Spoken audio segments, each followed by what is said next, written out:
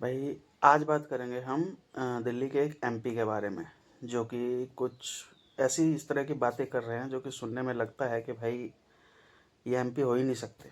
उसका कारण है कि वो बात कर रहे हैं एमपी एमएलएज को हटाने की। फॉर एग्ज़ाम्पल, मान लीजिए आपके इलाके का कोई एक एमपी है जो कि काम नहीं कर पा रहा है, या वो सक्षम नहीं है, या उसने 18-20 महीने में कुछ काम नहीं किया है, तो एक ऐसा बिल भी होना चाहिए ताकि उसको हटाया जा सके। उन्होंने एग्ज़ाम्पल भी दिए हैं। 2003 में शायद किसी फ़ॉरेन कंट्री में भी हुआ है। आप इस वीडियो जो कि अभी चलेगी उसमें आप ध्यान से सुन सकते हैं। कि जैसे इंडियन वोटर के पास राइट टू इलेक्ट है, वैसे ही राइट टू रिकॉल भी होना चाहिए। अगर देश का मतदाता अपने नेताओं को हायर कर सकता है, तो वो नेताओं को फायर करने की शक्ति भी उसे मिलनी चाहिए। Sir, right to recall is a mechanism that empowers the voters to de-elect a neta representative before the tenure ends if he fails to discharge his और हर ड्यूटी। सर, हम एमपी एमएलए चुनते हैं, उसके बाद अगर वो काम ना करे, अपने वादे भूल जाए, जनता से दूर हो जाए, तो 5 साल तक इंतजार करने के अलावा जनता के पास कोई ताकत नहीं है। कोई इंटरिम प्रोविजन नहीं, कोई अकाउंटेबिलिटी नहीं, कोई परफॉर्मेंस रिव्यू नहीं, कोई करेक्टिव ऑप्शन नहीं। चुनाव से पहले नेता जनता के पीछे और चुनाव के बाद जनता नेता के पीछे। और सर, 5 साल is too long a period in this day and age. अगर एक गलत फैसला गलत नेता को चुनने का लिया तो लाखों लोगों का भविष्य अंधकार में जाता है और पूरा क्षेत्र पीछे जाता है। Sir, we can trust our voters to elect. हमें अपने मतदाता पे विश्वास करना चाहिए कि वो अपनी गलती बदल भी सके राइट टू रिकॉल की ताकत से। Sir, let me clarify that right to recall is not a weapon against politicians. It is an insurance policy for democracy.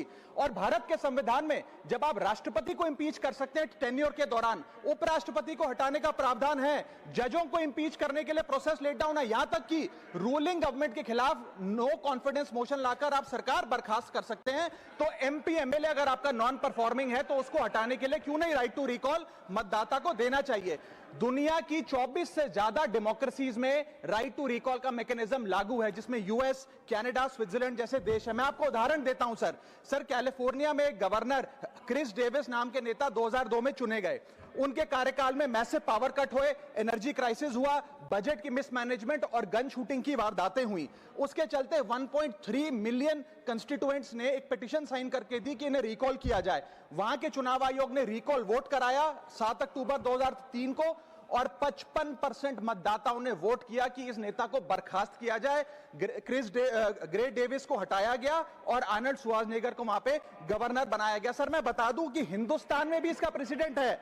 Karnataka, Madhya Pradesh, Maharashtra और राजस्थान में रिकॉल मैकेनिज्म ग्राम पंचायत के स्तर पे लागू है और ग्राम सभा के लोग मतदाता वोट करके उन्हें वापस बुला सकते हैं। सर, लेकिन इसका मिसयूज ना हो, इसलिए हमें सेफगार्ड्स भी बनाने पड़ेंगे। एक थ्रेशोल्ड रखना चाहिए कि 35 से 40% मतदाता अगर साइन कर दे तभी राइट टू रिकॉल वोट करवाया जाए।